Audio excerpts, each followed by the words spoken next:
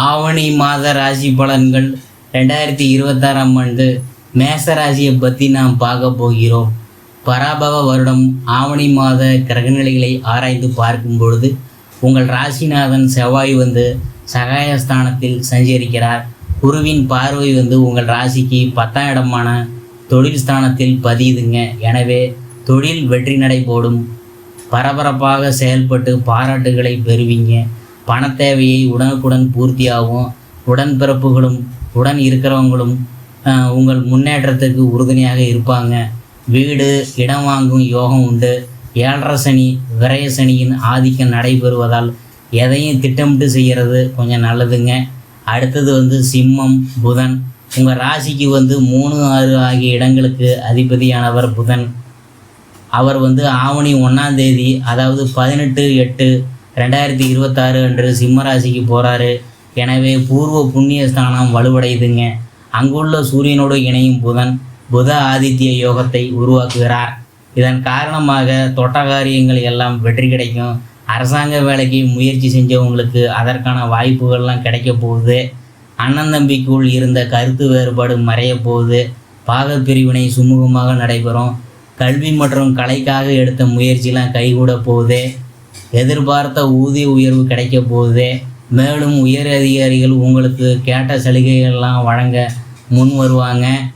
அடுத்தது உச்ச புதனும் உச்ச குருவும். அதை பற்றி பார்க்கும் பொழுதே ஆவணி 17ஆம் தேதி 3/9/2026 அன்று கன்னி ராசியில் புதன் உச்சம் பெற்று சஞ்சரிக்கிறார். உங்கள் ராசிக்கு 3, 6க்கு அதிபதியான புதன் உச்சம் பெறுவதால் சகோதர வழியில் நன்மைகள் கிடைக்கும். உடன்பிறப்புகளின் திருமண முயற்சி கைகூடும். மறைமுக எதிர்ப்பு அதிகரித்தாலும் அதன் பெரிய பாதிப்புகள் ஏற்படாது. மாமன் மைத்துனர் வழியில் மனசுக்கு இனிய சம்பவங்கள் நடைபெறும்.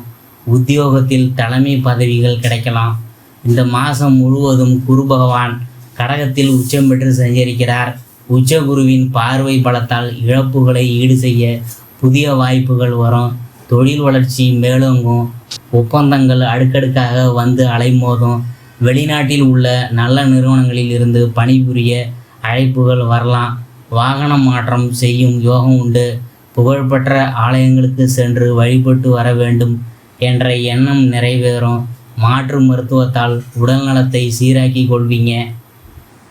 துலாம் சுக்கிரன். அதை பற்றி பார்க்கும் பொழுது ஆவணி 15ஆம் தேதி 1/9/2026 அன்று சுக்கிரன் துலா ராசிக்கு செல்கிறார். 2, 7 ஆகிய இடங்களுக்கு அதிபதியான சுக்கிரன் மாதத்தின் முதல் பகுதியில் நீச்சம் பெற்று பின்னர் சொந்த வீட்டிற்கு வருகிறார்.